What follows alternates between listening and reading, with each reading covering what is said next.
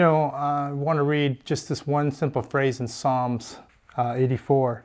It says, "Blessed are those whose strength is in you," in verse 5. Many of you have been Christians for a long time. And when you get in difficulties or troubles or pressures, where's your strength? Have you found your strength in God? Have you found your strength in God, that He is the one who makes all the difference? Or do you rely on your own power and your own strength at times when difficulty happens? I tend to do the latter. I find to just go on my own power and strength to try to get myself out of it.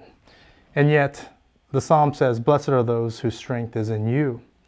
And one evening I came home after a hard day at work here at church, and just very tired of all the responsibilities and the things that I was doing. And my wife Donna told me that some of the things that were happening at home and some of the pressures that had come that day from church and from family, and they were the kind of things that I would normally lay before the Lord and kind of pray about, and yet I didn't want to pray. I didn't feel like praying.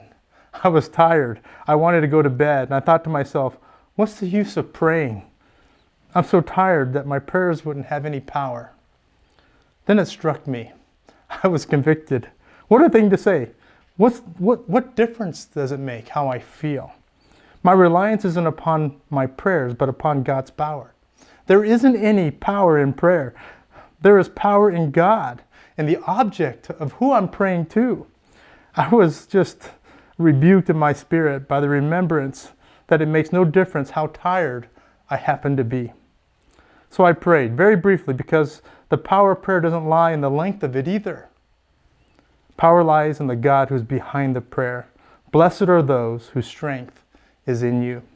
Some time ago, I was trying to buy a car for my son Josh, and I read through several ads, and I noticed a phrase that appeared again and again in those ads. It says, "power all around." At first, I didn't know what that meant, and then I realized what it meant was power steering, power brakes, automatic transmission, power windows, power seats, and in case of a convertible, a power top. Power all around.